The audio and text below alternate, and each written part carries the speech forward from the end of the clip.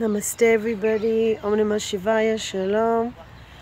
Welcome to River Talk, April 9th.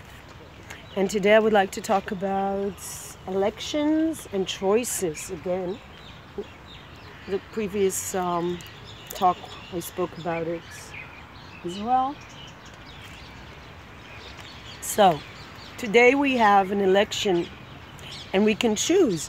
We can choose in life many things. We can choose how to react. There are things we cannot choose. We cannot choose other people's behaviors. We cannot choose the world in which we live. Oftentimes, we cannot choose the neighbors. We cannot choose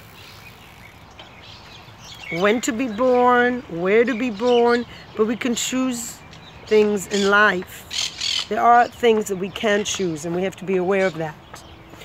And the most important thing we can choose is the attitude. We can choose to be happy today, regardless of how other people treat us. We can take back the power of choice and bring it to us. So today, make a choice to take the power back and not let the world control you with its many stimulus. If you read the newspaper and you see items, don't let the media manipulate you. Don't let other people manipulate you with their behaviors, their reactions. When you have this silence within you, you're not going to be dragged into other people's dramas. And that is the biggest challenge in life. And if you have dramas, sometimes as it happens, sometimes we have our dramas, then we can try very hard to step back a bit and step back and see the drama doesn't define you. The experience of life does not define you. Yes, you are responsible for your actions, but the experience does not mean that this is the way it's always going to be. So we've had a regime here. I haven't lived here, but it's been here for a very long time, and there's no limitation. And sometimes it seems the same. We think that things are never going to change. Sometimes we're in a situation that's called despair, and you think nothing is ever going to change. It's always going to be the same. There's not going to be a change.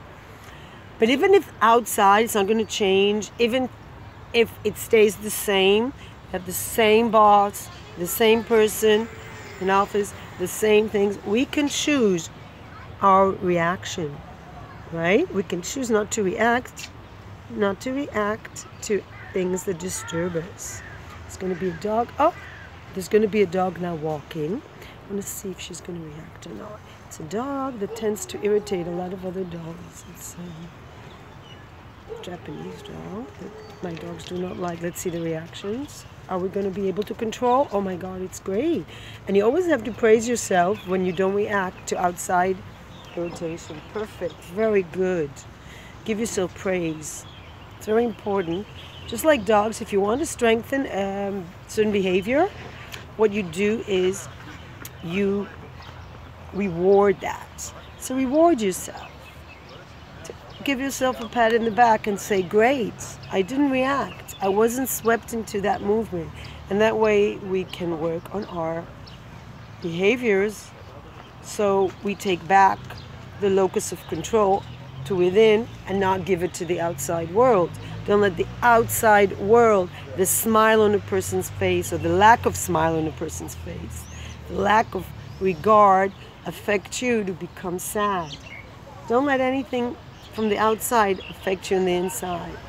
This is, I think, the secret to being a strong person, a person who has control here and not letting other people manipulate you as easily. That way you won't have to complain because you are responsible. And you take back that responsibility and you don't try to control other people. You just control or try to control yourself, which is a challenge by itself, isn't it? To gain self-control is a very big challenge. And if you haven't done the work you're going to pay the price, because you're going to see it. You're going to see it in the way. So I'm going to release the here. You're going to see it. If you haven't put in the work and taking responsibility, you're going to see it. You're going to see it in the way that you react to things, the way you're affected by other people, other things around you. So if you're a kind of person who's easily affected, don't think it's the way it's got to be. Sometimes modern psychology has us believe that we are some DSM-5 or 6 or whatever manual of dysfunction they have, and that's the way you're always going to be. You're a definition. But even within our limitation, we are definitely different in how sensitive we are.